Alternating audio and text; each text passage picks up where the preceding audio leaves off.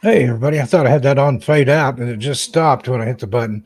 But anyway, welcome back to From Beyond. Lee G and myself here, your congenial host tonight. Lee, how you doing? I'm fine, thank you very much. And hi, ladies and gentlemen, how you doing? Good to see you. Good to see Good to see you, everybody Steve, here. as well. Hi, Yeah, you Steve. too. Who all we got here? I got Andrew Gnomes Trucking, John Keller, Connecticut's Most Wanted. Ted Branston's in the house. D-Rock's here, and Cam Keksa. And just so everybody knows, we're doing it not only on YouTube, on two channels. I'm doing it here and on 13 Past Midnight, but it's also on Facebook and And Twitter. Twitter. Yeah, so we're multicasting tonight, but welcome in and do a special thing about the vampires in New England here as we head into spooky season. And that kind of ties into another project Lee and I are working on that you'll know more about later on. But for Indeed. now, it is what it is. Let me Oh, go ho, ahead. ho, ho, ho, ho, ho, ho. Love it. We got a video we're going to show you. We're going to talk about it. Let me go ahead and give a disclaimer for the video that we're going to show. The video falls under fair use, copyright disclaimer under Section 107 of the Copyright Act of 1976. Allowance is made for fair use for the purposes such as criticism, comment, news reporting, teaching, scholarship, and research. Fair use is a use permitted by copyright statute that might otherwise be infringing. Nonprofit, educational, or personal use tips the balance in favor of fair use. Lead or myself, anybody that has anything to do with From Beyond, the staff or management, does not own the content. All credits go to the rightful owner. No copyright infringement is intended. So there we go. Indeed.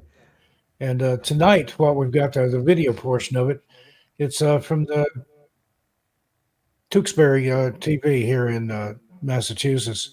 I think the library put this together. But at one time, New Englanders actually believed that the undead walked among them in the dark bowers of the night. Feeding upon their kin, these ghouls petrified families for more than 100 years. Scores of families exhumed their loved ones looking for the spectral ghoul that plagued them. Accounts and actual newspaper articles help tell the story of how people once took desperate measures to rid themselves of what we know now as the New England vampire panic.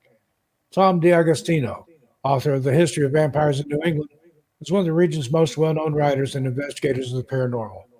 As founders of the Paranormal United Research Society, or PERS, Tom and his wife Arelene have been extensively studying and investigating paranormal accounts for over 28 years. Tom has authored many books, including a Guide to Haunted New England, Haunted Massachusetts, Haunted New Hampshire, Haunted Rhode Island, Pirate Ghosts and Phantom Ships, Abandoned Villages and Ghost Towns of New England. D'Agostino also builds musical instruments, rebuilds clocks and antiques, and collects rare books on New England legends, haunts, and folklore. So it should be a great little video that we're going to show for you here. And Yes, I've got a indeed. thing that I want to read, but I'll just read it later on after we watch the video. But All right. welcome in, everybody. I guess we can go ahead and kick it off if you're ready, Lee. Yeah, I'm all ready to go, mate. It's all ready there, and Okay, here we go. it's, New England vampires. let's chuck it up there. Here we go.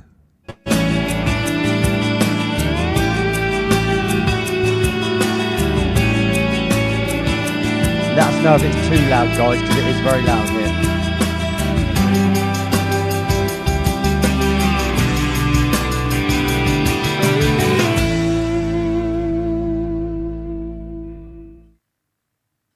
Great. So again, thank you everyone for joining us tonight. Tonight's program is called Vampires in New England. At one time, New Englanders actually believed that the undead walked among them in the dark of the night.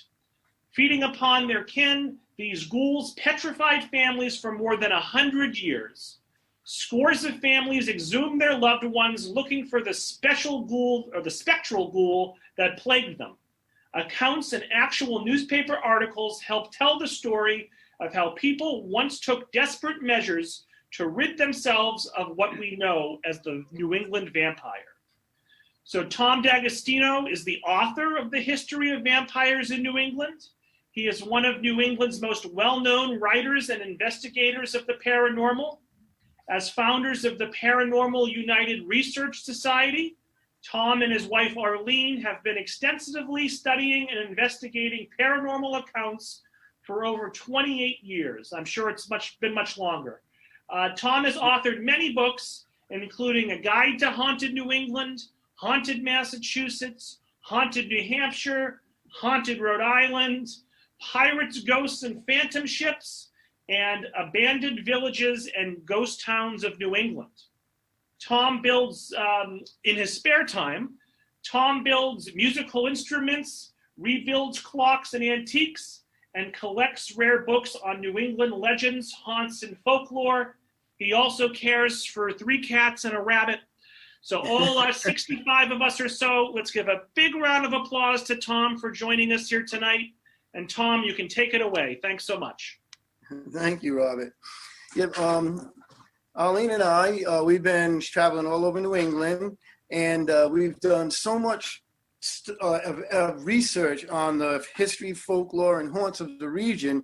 Actually, our 15th book will be out this September, and you could look for it on tomdagostino.com or Dining with the Dead 1031. But tonight we're going to talk about something that in New England that actually happened for over 100 years, and it's been swept under the rug, I guess, maybe out of shame, I'm not sure, but for over 100 years, New England was plagued with the vampire scare. Now, the vampires of New England weren't like, you see in TV, they bite people and everything. What the belief was is that the spirit of the deceased rose from the tomb and fed upon the family members.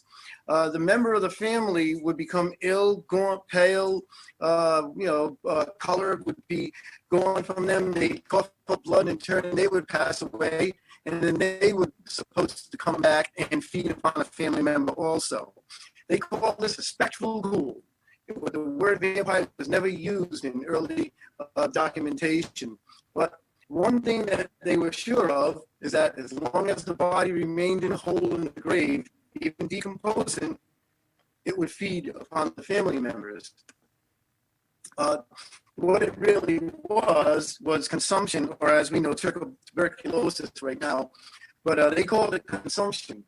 And there was a belief that in New England, the idea or cultural belief was that if you cut out the heart, the liver, the lungs, and you fed the ashes with some sort of medicine to the inflicted, it was most likely to cure them. So they actually cut out the heart, liver, and lungs from the suspected vampire, burned it to ashes, and then fed it to the ill person of the family.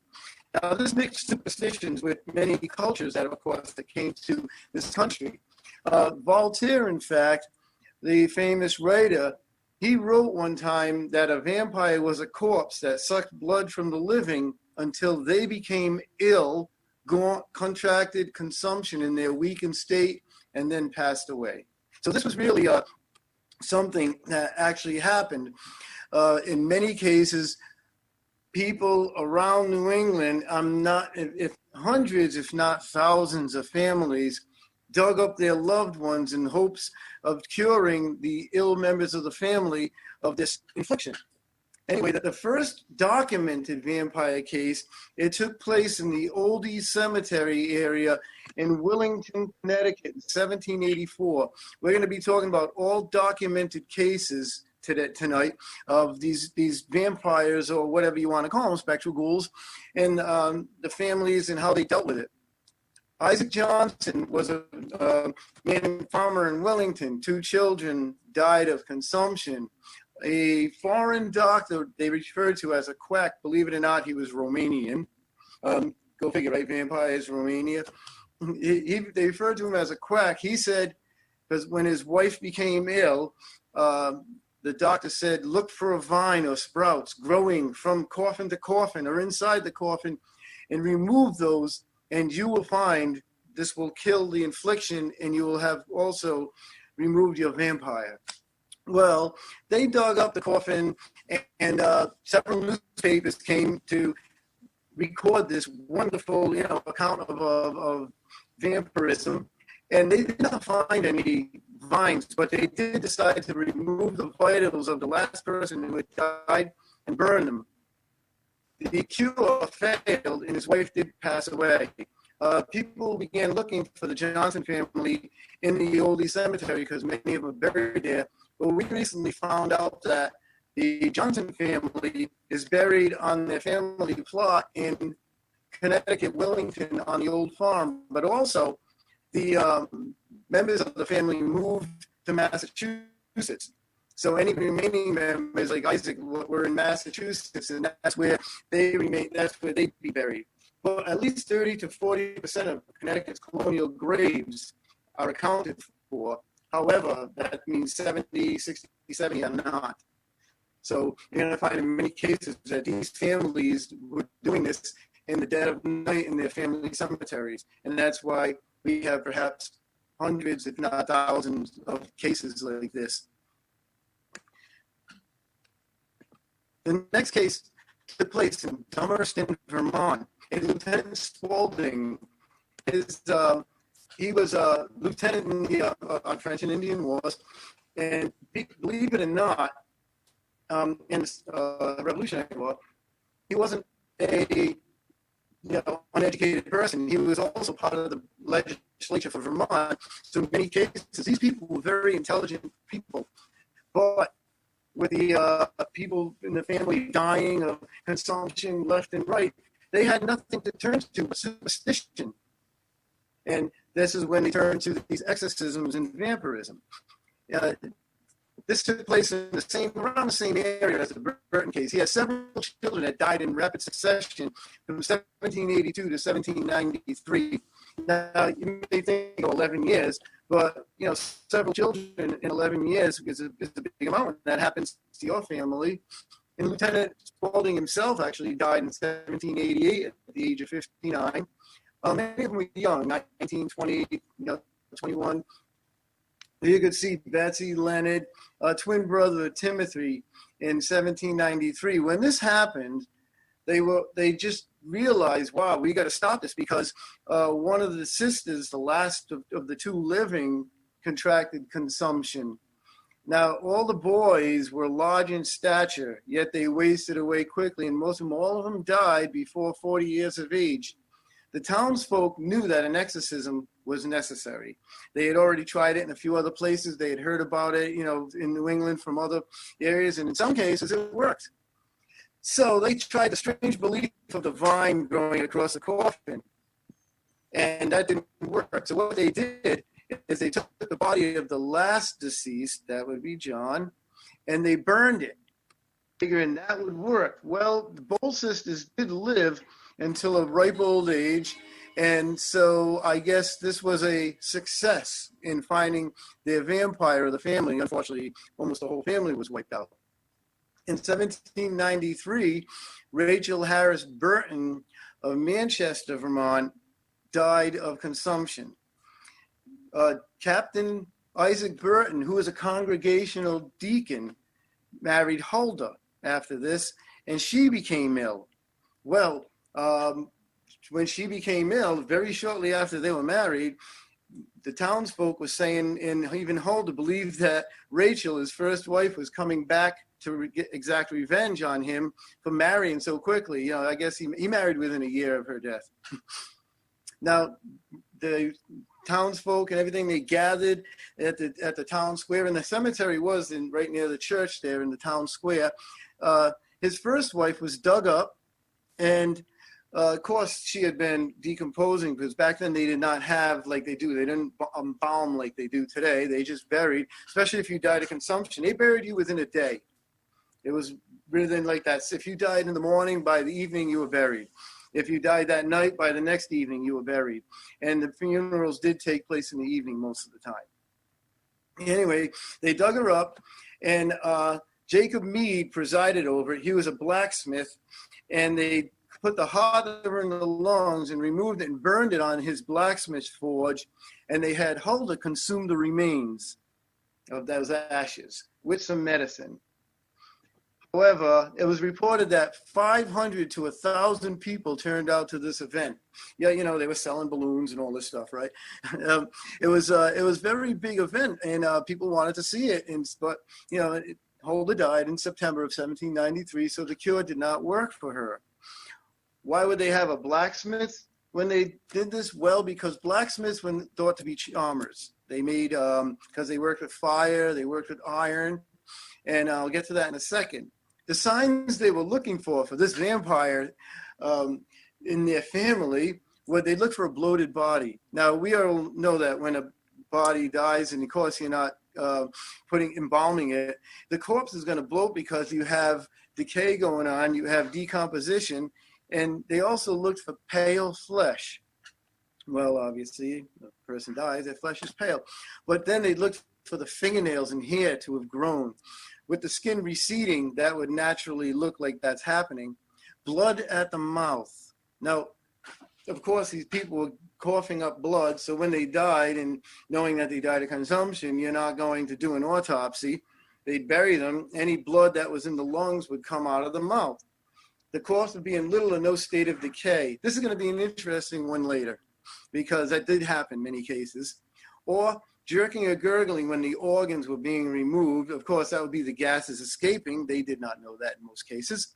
And fresh blood in the heart or other organs. Now, the one thing about the heart is it's a lot made of protein. It'd be the last thing to decay, so it would be very common to have blood found in the heart. However, many of these people were not aware of that. They were not medical surgeons or anything. So this was pretty interesting. And here's about the blacksmith. They had the power of iron, fire, and horseshoes. Parents actually, and I have accounts of this, where some blacksmiths wrote in their journals that they had parents taking their sick to them so they could pass them over the forge. They would pass the sick children over the forge or tap them 3 times with the hammer on the inflicted part of the body to cure them. They were also known as blood charmers who could stop hemorrhages.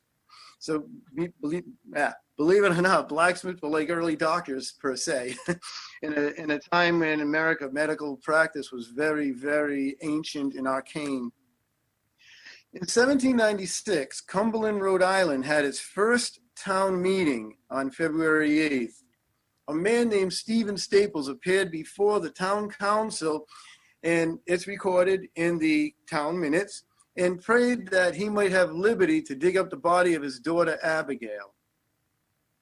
She had been deceased and had caught consumption, but the sister, Lavina Chase, also contracted consumption, and Stephen Staples asked the town council that he would have liberty to dig her up. Well, the town council voted and said, yes, Stephen, you can dig up the body of your daughter, and after trying what experiments you wish to, bury the body again in a decent manner. So he actually was granted permission to dig up the body from the family cemetery. He performed experiments on it. Nobody knows what he did. It's not written, as he never recorded what he did, but he did bury his daughter back in a decent manner in the family cemetery. And whatever work they did do, it did not work, because Abigail being buried and everything, and Lavina died shortly after. But that was it. So if he thought it didn't work, maybe it did, because she was the only other one who died of consumption from the family.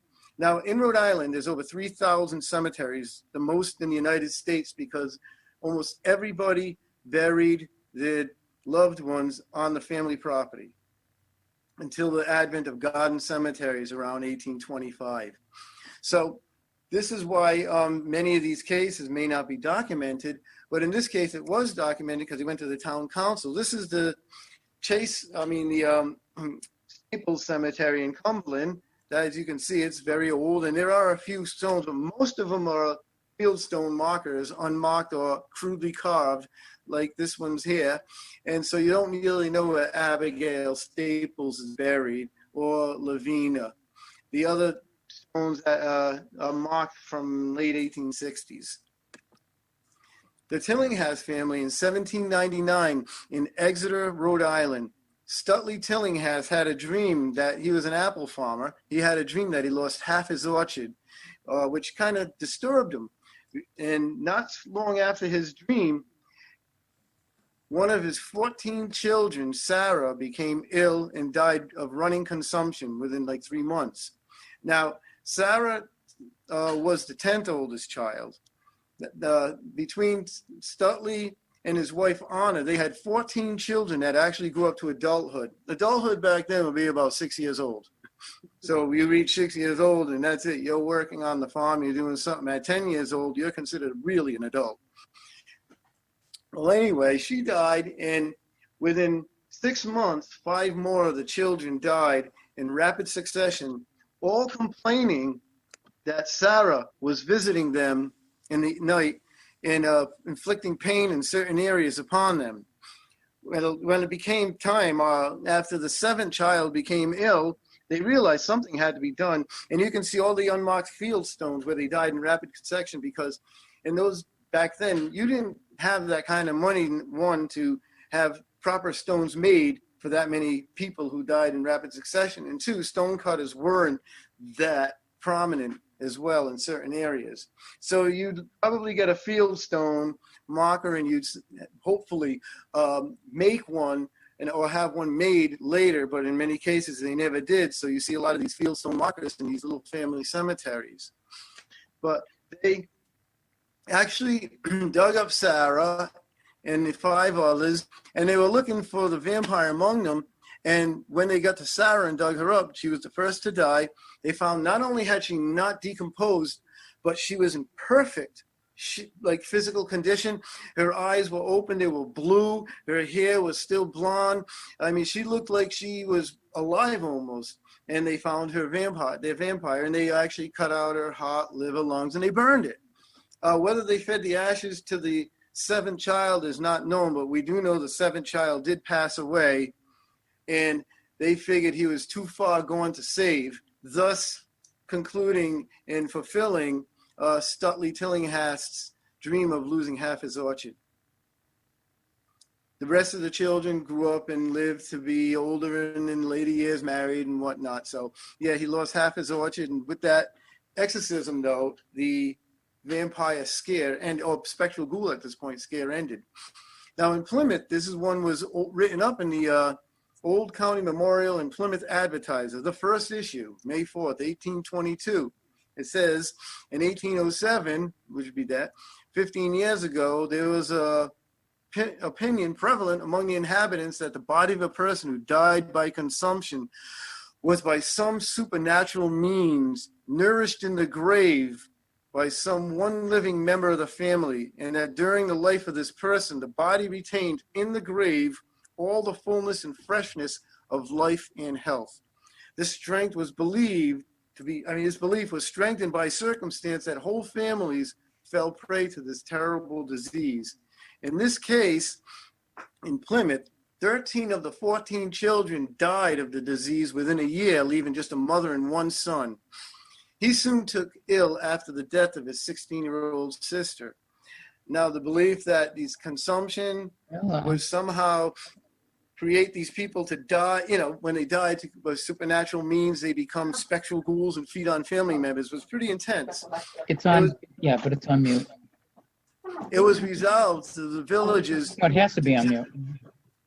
It was resolved to the villages that they dug up this last 16-year-old sister, but instead of burning her vitals, some technical difficulties in the original there. Her over in the coffin, yeah, it's not to do with us. Thinking that she would get confused, and instead of digging her way out of the grave at night, she'd dig her way down into the ground earth even deeper.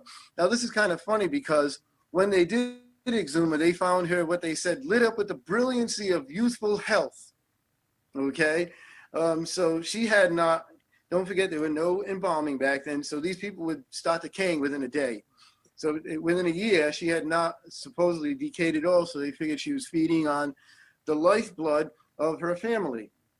Well, the funny part about this is that they turned her over in the coffin. Now, you're a spectral ghoul, you're a ghost, you have the power of all, evil to come out of the grave and feed on people, and you're going to be so stupid that you're going to dig down deeper if you face it in the wrong way. Which I didn't get, but they figured it was going to work. Well, the final child died, and the mother too, so the whole family was wiped out within a little over a year. The author of this article laid witness to the event, and he wrote a poem where the last line was, "The living was food for the dead," in which is the title of Michael Bell's famous book, Food for the Dead, which is a great book. Now, this is interesting. Frederick Ransom and his brother Daniel, in a manuscript, memoirs of Daniel Ransom.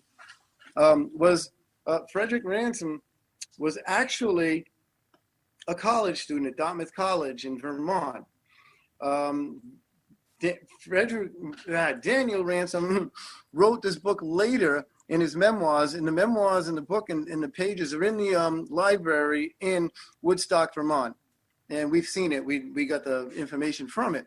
He wrote this many years after what happened.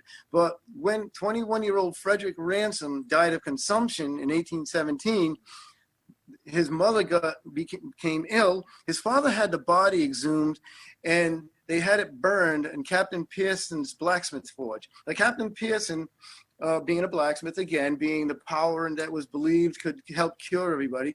Of course, she was fed the ashes, but the cure failed, and Mrs. Ransom died. His daughter died in 1828, and two more sons in 1830 and in 1832. Now, obviously, the blacksmith cure failed, but Daniel Ransom would write about this later because he was just a child when it happened, but it was published also in the Journal of American Folklore and in the Vermont Standard in 1890. The manuscript resides in Williams Public Library in the Woodstock Green. The Woodstock Green is where this took place. You can actually see it. It's a boat-shaped green, and that's where this exorcism took place. They set up a little blacksmith forge, and they burned, Frederick Ransom's innards. There's another event that took place there, which I'll get to in a second because it wasn't true. But in 1827, Nancy Young of Foster, Rhode Island, the daughter of Levi Young, who was also a captain in the wars, a legislature, a very intelligent person, became sick with consumption and died on April 6th in 1827. It wasn't long before her sister Elmira Young became very ill, and then she actually was within a year actually dead. But their family although Levi Young was a very intelligent person, they succumbed to the idea of the neighbors. And this was in the Foster Town Public Records of Foster, Rhode Island. And it says it right here that by cremating or burning the remains of a departed friend or relative while the living relative stood around and inhaled the smoke, it would eradicate the disease from the systems of the living and restore them to health. Well, when Nancy died, the neighbors and friends at Mr. Young's request came together and exhumed her remains. They put her on a pyre, they lit the body on fire, and all the members of the family stood around and inhaled the burning, smoking remains, thinking it would actually restore them to health. They're standing around now inhaling a burning, rotting corpse. What do you think happened? Well, you don't have to guess.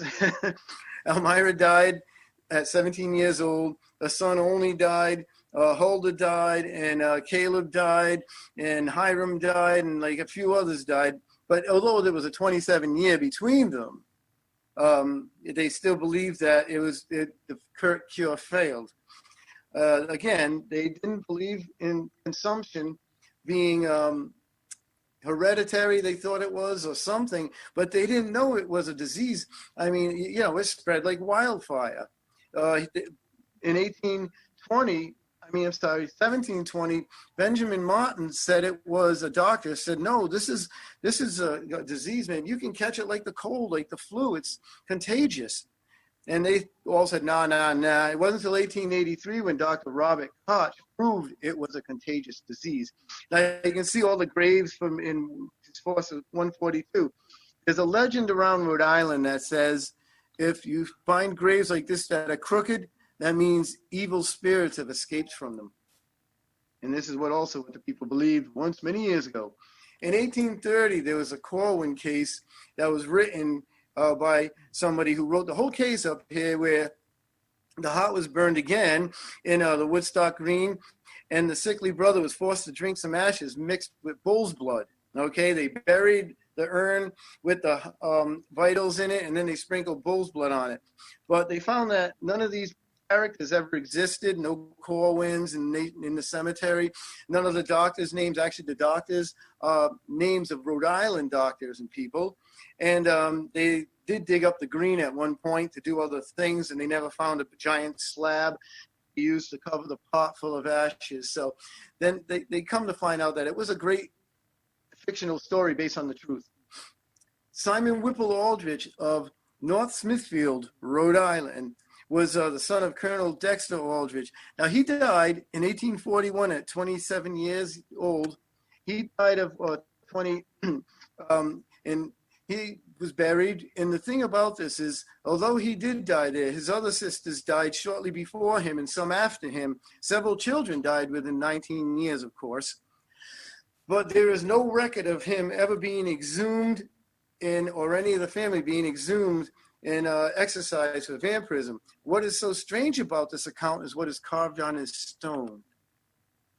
And this says, the only time a vampire is actually mentioned on the stone as blamed for consumption. And it says, although consumption's vampire grass has seized thy mortal frame. And then the rest is missing because the stone broke and somebody cemented it. And that's all you get. Whatever the rest of the saying was, although consumption's vampire grasp has seized thy mortal frame, is a proof that these people believed also that consumption and vampirism went hand in hand. The family cemetery is in the midst of a cluster of other cemeteries showing the evolution of the town in this case. In Jewett City, 1854, this is a good one, Lemuel Ray died in 1845. Henry Ray, the father, in 1849, and Elisha in 1851. When Henry Jr. began exhibiting signs of consumption in 1854, they decided to have the family exhumed and burn them on the spot. They did not burn the father, though. They just burned the two brothers, and the three, and Henry Ray ended up dying, of course. But the funny part about this was many newspapers showed up for this exorcism. You had the Journal, the Providence Journal at that time, the Norwich Courier, Norwich Bulletin, the Worcester Aegis. I mean, they had reporters left and right all hanging out there watching them dig up the bodies of their dead family and burning them because one of them was suspected a vampire. So the Norwich Courier wrote this in their part of their article, and it says, okay, some 2 years, since a fatal disease seized upon another son, whereas determined to exhume the bodies of the two brothers already dead and burn them. And for what reason do our readers imagine? Because the dead were supposed to feed upon the living. And as long as that dead body in the grave remained in a state of composition, either wholly or in part, the surviving members of the family must continue to furnish the sustenance in which that dead body fed. So if the dead body remained in the hole in the grave, the spirit was going to come back in the evening and feed upon a family member, taking them to the grave. These are the Ray family in Jewett City, their graves. And the Henry Ray is buried a little further over, originally buried in another cemetery because he belonged to another church. But he's buried just a little to the right of them. Now, in 1990, some kids were sliding down, and this is in Jewett City area over there is Griswold, which Jewett City is a part of. They're sliding down a hill and sandbanks, and they're having a great time. And they run to the top of the hill, and they slide down, and they run back to the top of this hill and these sandbanks. They slide down, and they run to the top of the hill, and they slide down, and some skulls come along with them. And they realize that they just had skulls accompanying them down the hill. They scream running. So the police come in, and first thing they see is like the sandbanks that eroded some burials. And they call in the state archaeologist and a few other people because they want to find out what's going on here. Well, they start digging, and they come to one grave that gets their attention, and it's covered with slabs of granite. So they take these slabs, they remove them, and they find a coffin, JB55, with tacks on it. And you can see this picture here is the top of the coffin. When they open that coffin, they find that JB55 was, bones were arranged in a skull and crossbone manner. They also find two other coffins, IB45 and NB13, which suggests that a ritual was done to save one of those two.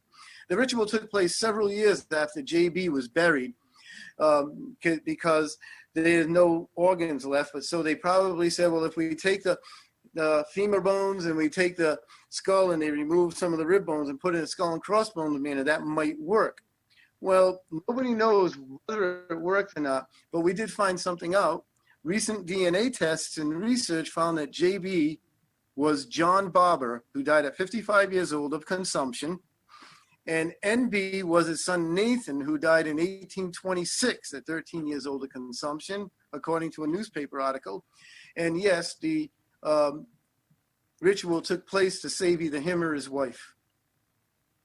This is the only physical evidence we have, which is amazing, of the vampire scare, other than written record accounts. We actually have bones of a exorcised vampire that came to light by accident. This is something that can actually be seen and touched to prove it happened. They were reburied in this Walton cemetery, relocated from the sandbanks in a hidden area, which was kind of funny because they said they wouldn't let anyone know where the area is, so they didn't put any stones there, but it's the only area that's like no stones. And there were cures. Here's one: consumption can be cured. You can drink this wonderful syrup made of, where is it? It's made of squid and seaweed and mandrake pills. If it didn't kill you, nothing will. In fact, if drinking your dead relative's ashes didn't kill you, nothing did. 1874, William G. Rose. I'm going to go past this a little bit because he didn't even wait for a family member to die after his daughter died. He went out there, buried her, and burned her on the spot. Sidney Ryder, famous writer and bookseller, wrote about these accounts in 1888. And it was pretty interesting in his book notes, a bi-weekly thing. Now, the last person to be buried or exorcised for a vampire that we know of in New England was in 1892, Mercy Brown. The funny thing is, her mother, Mary, had died in 1883, December of 1883, and her sister Olive died in June of 1884. So within about 6 months of each other of consumption. Now, during that time, her brother became ill. He went to Colorado Springs to recover. At this time, they were treating tuberculosis. They were actually calling it tuberculosis now in the more affluent areas, but in the backwoods and places like Exeter, which was like really farm territory, they were still calling it consumption. They were treating it in Providence, Rhode Island, which is no more than 15, 20 miles down the road. And people were going to Colorado Springs and coming back all better. Well, he went to Colorado Springs and he felt better. He comes back. But in that time, Mercy had died on January 17th, 1892. So she had running consumption, took her 3 months away. So they put her in this keep, which they have in cemeteries to put the dead bodies when the winter will not allow burial because the ground is frozen. So Edwin Brown comes back. All of a sudden, he gets really sick, and they decide that a vampire is at large. Well, if Edwin dies, there's no more of the Brown family around, so the neighbors were all scared, going, oh, what is she going to do? She's going to come back after us. So the Brown family, George Brown, the father, said, well, I'm not, I don't believe in that kind of stuff. So, but he gave into the family, families or neighbors, whims, and he hired Harold Metcalf, a doctor from Wick, to go and dig up the family and prove that there is no vampire among them. Well, they get there with the people and they dig up the mom and daughter, the first daughter that died, and they're all bones. There's nothing there. And then they take Mercy out of the keep. And this is in March. This is like 2 months after she died, March 19th. And they open up the lid and she's fully preserved. Not only is she fully preserved, but there's blood on her mouth, around her mouth, and she had turned in her coffin. And they stand back all in a gasp because she's fully preserved and she hadn't begun to rot yet. Well, why would you? It's March. That thing was like a freezer. Right? It keeps on heated. So anyway, she probably stirred in her coffin because they removed the coffin from there. They knocked, banging it around. They didn't matter. They took the heart, the liver, the lungs out. They burned it on a rock over there, and then they fed Edwin the ashes. Now, it's kind of funny because he died anyway. But this is the wild thing. Being 1892, you've got the Statue of Liberty, electric cars, you got the telephone, electricity. This was not like, medieval times. So this word of this got around like wildfire. And the Providence Journal had one right here, and it said, exhumed the bodies, testing a horrible superstition in the town of Exeter. Bodies of dead relatives taken from the grave, and the belief that fresh blood would be found as they fed upon the bodies of the living. And then it goes on and on to say, and to make sure the cure was certain, the ashes of the heart and liver should be eaten by the person afflicted by this. In case the doctor does not know, the latter remedy is ordered or not, but it shows they're telling about how Edwin ate his sister, or consumed some of the remains of his sister to cure himself. Well, did it work? No. Edwin died on May 5th, 1892. And because of the widespread ridicule and everything else, including like this, believing vampires, the idea of it kind of died out, or at least the idea of doing it in public died out. Whether there were more exorcisms after that, we don't know. There could have been hundreds more. But this was a Boston Globe in 1896 on a satirical article that not only tells about some of the instances in things of these people, several more actually that are not in this presentation, but some of them are misrepresented and everything with names. But it does tell about how Rhode Islanders believed that this was happening. And the best part about it, this is the best part about it is that all the cases that happened in Vermont, New Hampshire, Maine, in Connecticut, they were all people from Rhode Island who moved to those places. So this was basically, Rhode Island is the vampire capital of New England. New England's the vampire capital of the world. In closing, this was one that was a mistaken vampire because of her grave. It says, I am waiting and watching for you in Exeter. Well, people thought it was meant, I am waiting and watching for you. She was, because of a school teacher once told they could find Mercy Brown, but didn't remember the name. And they found that cemetery and they thought that was a vampire. But that's a common little epitaph that would be put in those days in the 1800s, late 1800s. A few other cases were 1799 in Loudon, New Hampshire, 1810 in Bonsett, New Hampshire, 1847 to 1862 in Saco, Maine, and we visited that cemetery, and there were a lot of people who died in very rapid succession from consumption. So when the doctors who wrote the journals talked about that, it's not sure who, they didn't mention names, but that area was pretty intense for these people dying and being exorcised as vampires also. West Stafford, Connecticut, 1872 to 1878. There are many more, though. And today, who knows, we could find more and more. Dr. Michael Bell has found many more. We've found some instances like with the Rose family where who really died and was buried. So it was pretty insane time, but yet no one ever talks about it in the history of New England or anything, except you'll see it in books. I actually have all the books, original copies of the town records, of the town histories, and everything that actually mentioned this. So it's a very interesting subject. A few other facts before I quit is, again, I said that, a tilted gravestone means that something had risen from the grave. The word vampire entered the English language when printed in the Oxford Dictionary in 1734. It did not come to America until a Hartford Courant brought it to New England when they reprinted the definition in 1765. Professor Frey Ringel wrote in New England Gothic Literature, stated that the vampire scare in Vermont and Connecticut does stem from South County, Rhode Island families, and I did check that fact, and it's true. They did relocate. At one point, consumption was called the White Plague and was considered a romantic disease. Upper-class women made their skin up to look pale and corpse-like, much like a consumptive victim. Now, I'm sure these rural folk whose families were being wiped out left and right were not too happy about that. But it became a romantic disease because in 1828, Lord Byron, the famous writer, pronounced to everyone that he would rather die of consumption, thus turning it into a disease of artists as well. Interesting, huh? Any questions? So Tom, hopefully you can hear me, Tom. Yeah, I can. You can hear me, all right.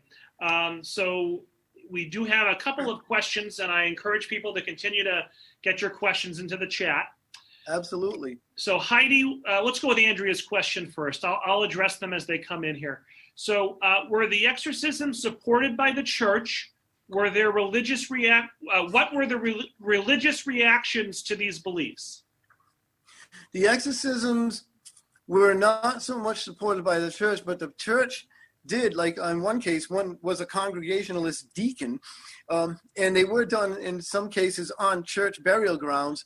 They were not supported by the church because the belief became so scary because there was nobody who was immune to it. So yes, you even have deacons at that time, in this early time, that you look talking about the end of Puritanism and the beginning of Congregationalists and Baptists and things like that. Well, not so much Baptists, but Congregationalists and other religions like that, which exorcism was not an issue. Catholic religion was also becoming around the 1860s. So toward the end of this vampire scare, they were coming into America. So I would hardly think that exorcisms were being saying, oh, don't do that. You know, they were actually being not supported, but not supported. So it was not a part of a religious thing. It was more a part of trying to get rid of a demon. Heidi wants to know, why were the corpses so fresh looking when the family dug them up? In some cases, when they died either in winter, which would, if they did put them there, in the keep, or was able to bury just before winter and the frost came, that was it. You know, they were preserved like you wouldn't believe. They didn't bury them 6 feet under so much like they do now. Some of them buried, you know, where they could and how deep they could. But also in some cases, the ground, and this is a fact, the ground, the earth can, being buried in a coffin, they'd be in a wooden coffin. The earth itself, the coffin could rot, or water or any kind of wet stuff could leak in, and you have minerals that would actually preserve the body. Too longer than usual, anyway. Sure. Donna wants to know, is witchcraft somehow connected with vampirism? Witchcraft and vampirism back then were not connected at all. A vampire was a spectral ghoul, and a witch was a witch. A vampire would suck the life out of you, and you know, you'd become gaunt, pale, get consumption, die, and then you'd in turn do it. And witches would put curses on you and cause either you to break a leg or your cattle to get sick. So, and then no, witchcraft and vampirism were totally separate entities, which made them fear even more, because now you got two enemies you're very scared of. Andrea wants to know, were there vampire superstitions in other states or Canada during this time? There were, but they're very, very few. Those who, you know, the old saying, move west, young man. There were people who did move west in the early 1800s and went to like places like Ohio and St. Louis area and that. And there are several cases there, and believe it or not, they're from New England. They hailed from New England, yes. I think there was a case in Canada as well, or two. But yeah, but they all hailed from New England, so it's kind of interesting. Jessica, this is a somewhat related question. Jessica would like to know, what other parts of the world are known for having vampires? Every culture in the world has some sort of blood-sucking demon or vampire that they deal with in folklore.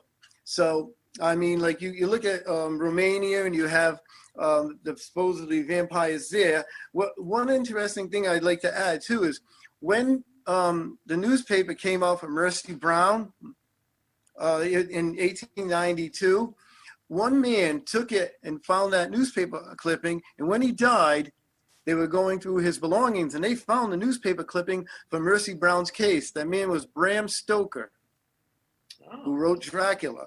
Sure. He took and he took some of the folklore from Romania and other places and created the book Dracula. Now, the interesting note is the town that this incident in Dracula takes place is called Exeter. So yes, every culture has a vampire. So just a reminder to folks, we're going to wrap in about 5 minutes. So if you have any more questions or comments, feel free to type them into the chat. So Jennifer has a comment. She says, when we visited the Ray family graves, we found them easily because an earlier visitor had left plastic fangs atop each headstone. And then Jessica says, we go to the old tavern in Woodstock, Vermont, called Ransom Tavern. I wonder if it's connected to that family. I'm not going there anymore. I bet you it is connected to the family, because the Ransom family. If you look back, I could look into the history of that.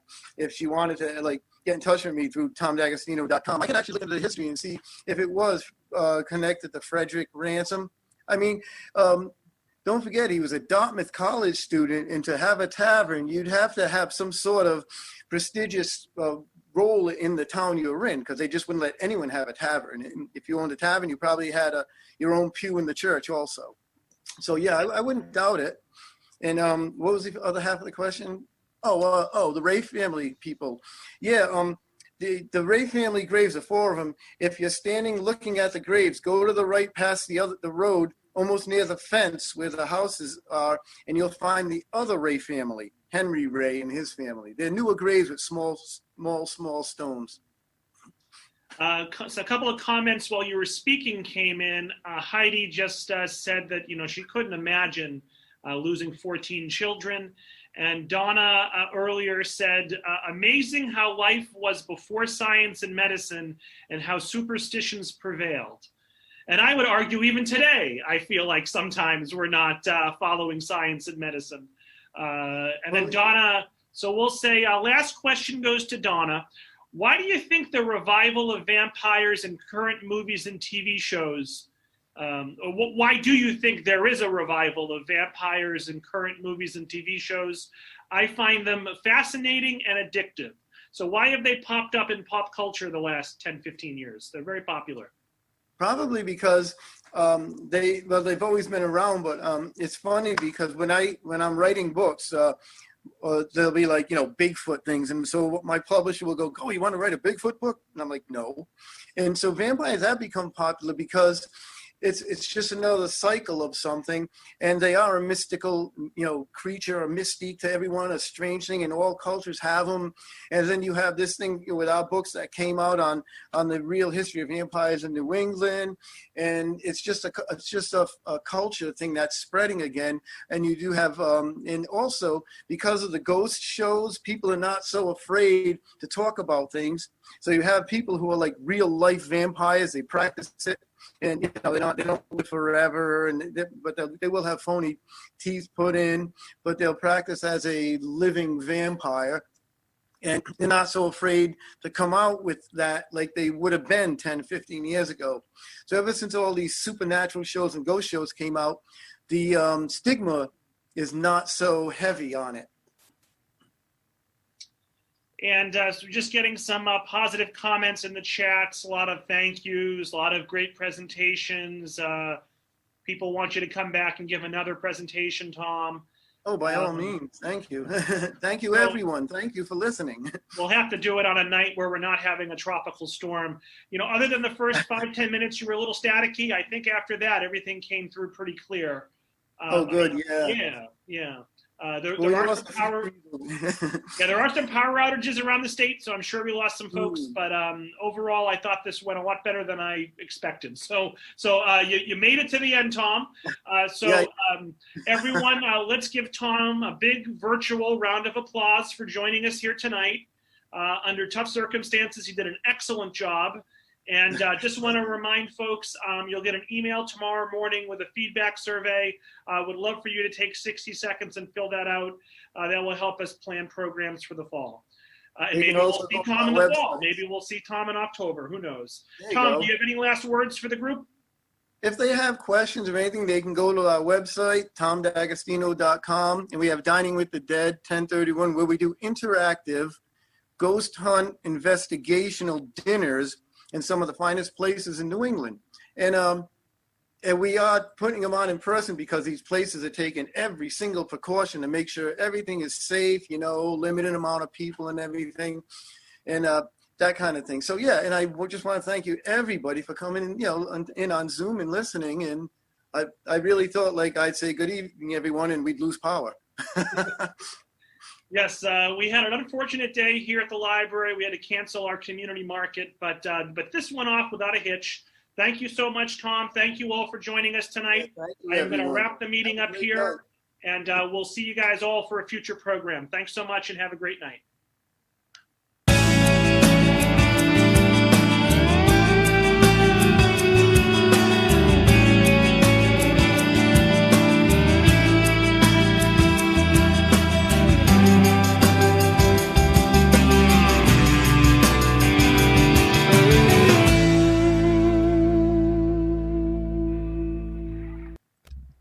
Wow. Yeah, I hope y'all enjoyed that. That was put on by the Tewksbury Library in Tewksbury, Massachusetts. Trying to listen to Tom's accent there and figure out if he's a masshole or not, but he's definitely a New Englander. Right. Well, I wouldn't know, you see, because I obviously being English, I'm not You're really from the too old keen, jolly old England. too keen, not too knowledgeable on different accents of the states, really. Yeah.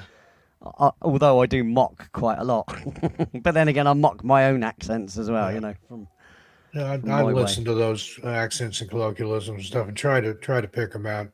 Yeah, Mine's pretty yeah. easy, but not always. But what you think yeah, about you've got a little bit of southern in you, haven't you? Yeah, I used to have a lot more, but I've lived in different parts Yeah. of the Oh, country. see, I can tell the south from the north kind of thing, but Yeah. But I think most people can tell that. I get that a lot here in New England. I'll say something, people be like, "You're not from around here, are you?" Nope, not at all. But No. what do you think about that? The Yeah, legacy. well, like I said, I've lived in the night my whole life. I've been called a vampire by many love it. people Yeah, me over too. my life. I used to stay up all night and sleep all day. Still do to some degree. Well, it's like I can't stand light either. So even if it's a cloudy day, I've usually got sunglasses on if I'm driving or anything. Yeah, I do do not like the bright light. We like cloudy, overcast, and particularly rainy, stormy days. Yeah. Give me them just days don't any day. like the sunshine at all. And thunderstorms, I absolutely love them. my I'll favorite sit time in my to go to window the and watch a beach- thunderstorm. My favorite time to go to the beach is when there's a big storm at sea and the beach is deserted. It's great, and isn't it? watch the waves crash. That's amazing. Yeah, well, it's more lively, isn't it? It's more alive. When there's storm waves and the clouds are clapping and nature. Yeah. Oh yeah, mate. Yeah. I don't want to go lay in the sun with all the tourists. I'm kind of dark, mate, like that. Like I said, look at me pale skin. You can tell straight away I'm a vampire. Same here. Well, I reflect the sun as I should, but sometimes I do actually burn. That's the other thing, see, because I burn every time. Yeah. I wrote a little thing here. The legacy of vampire lore in New England extends beyond these historical accounts. It's permeated culture, inspiring countless novels, films, and television shows. From the gothic horror of Dark Shadows to the contemporary allure of Salem's Lot, vampires continue to fascinate and terrify audiences. Their image has evolved over time, from monstrous predators to romanticized figures, now reflecting changing societal attitudes and anxieties. The enduring appeal of vampire stories in New England lies in their ability to tap into deep-seated fears and desires. They explore themes of mortality, the fragility of life, and the seductive power of darkness. The vampire, as both a terrifying villain and a tragic antihero, embodies the complexities of human nature. It serves as a cautionary tale about the dangers of unchecked ambition and the consequence of violating natural laws. In conclusion, the stories of vampires in New England are a testament to the power of folklore and the enduring human fascination with the supernatural. They offer a glimpse into the past when disease and death were shrouded in mystery and when fear and superstition reigned supreme. While the practices associated with these beliefs may seem archaic today, they remind us of the fragility of human existence and the enduring struggle to understand the forces that shape our lives.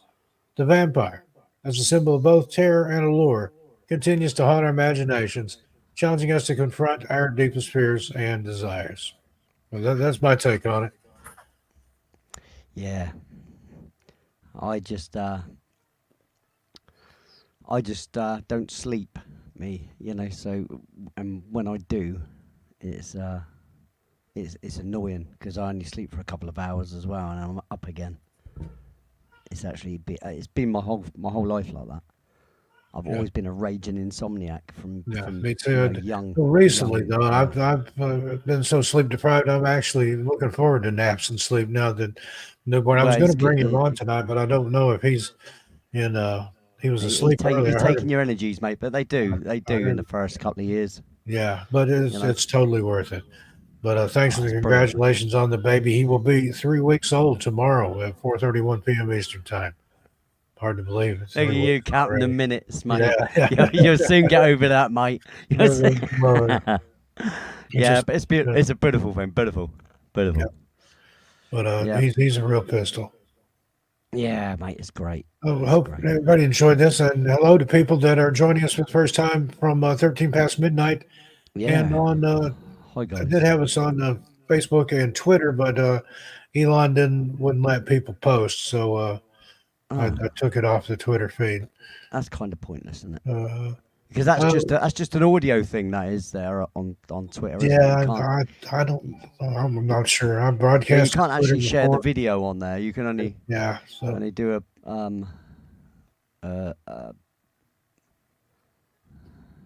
what's that? You have a little echo, Steve. You talking about the baby?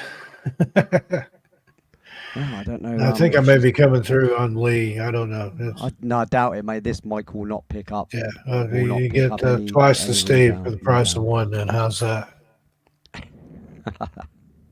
No extra charge.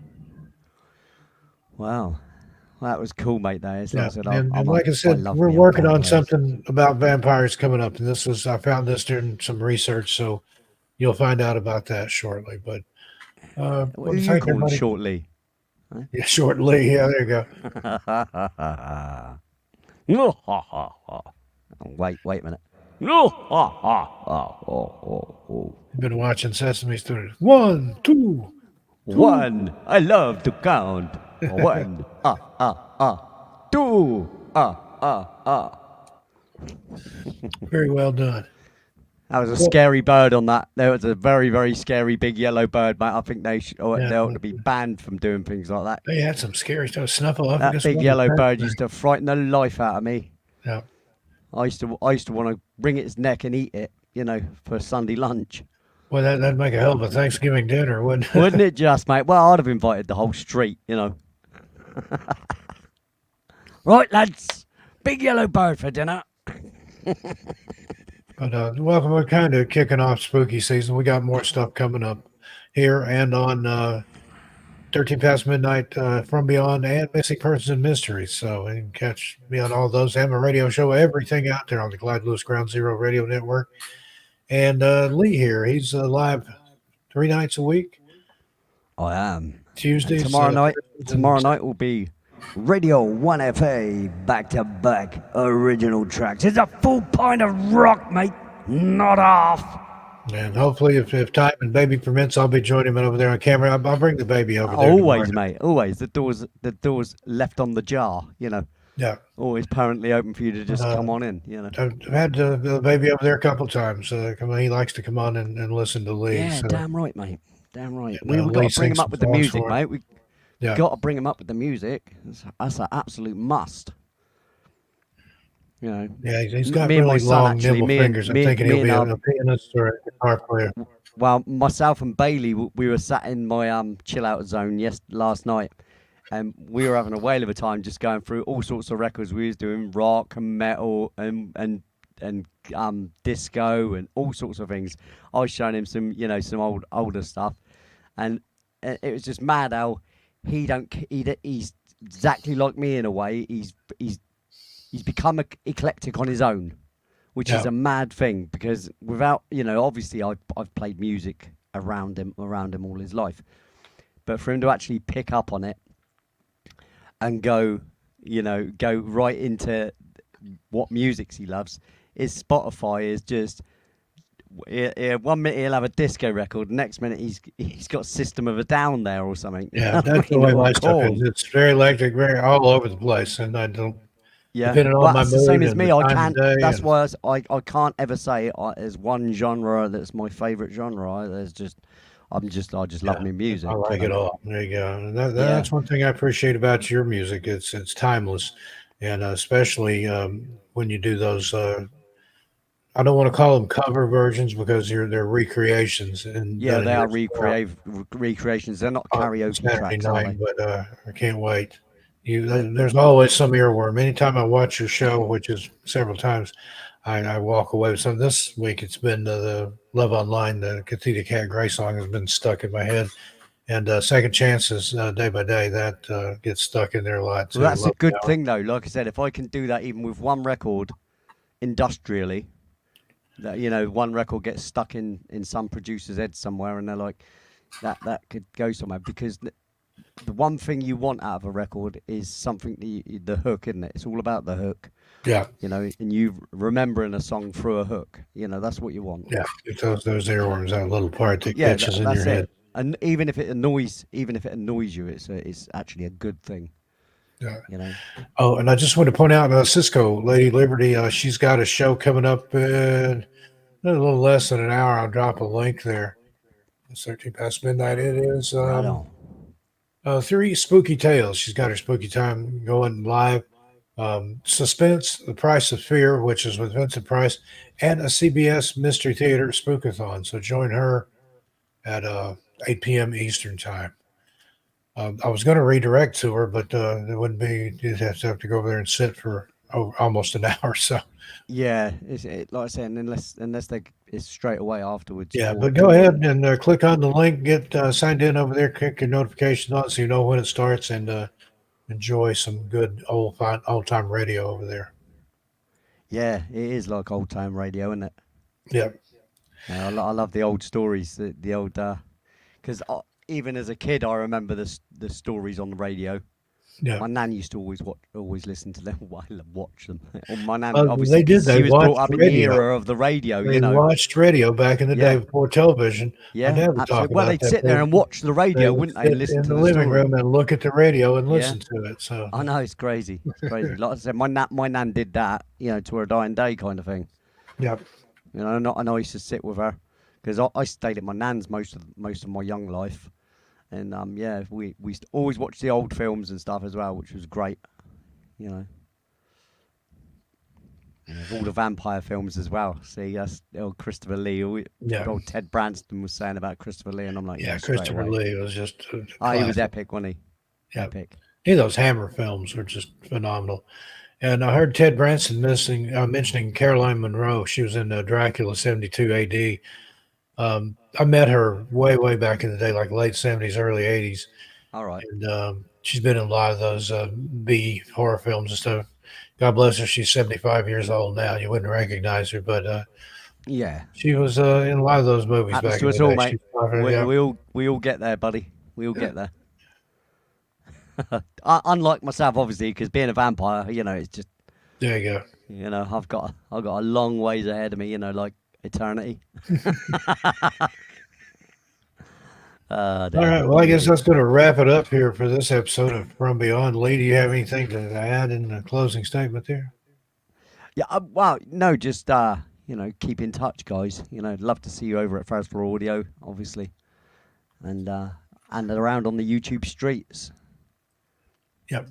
And that'll be. I'll put links on all my socials for Lee's show, Radio 1FA tomorrow night. I'll be on camera over there, and then absolutely be there Saturday night for Songs from the Mothership. Yeah. And At least the planning on show's got having some Holden on titles. camera with me. So if you want to see Holden, come to Lee's channel. That's it. Yeah, we got audience of all ages. Yeah, from 3 weeks to 300 years. Well, I'm actually 320 years actually. So come on. So everybody head over to Cisco's for some old time radio, and we're going to get out of here. Have a good night, everybody. Lee's going to play us out with Forward Momentum here. Good Indeed. night, folks. Night, everybody. Thanks for coming.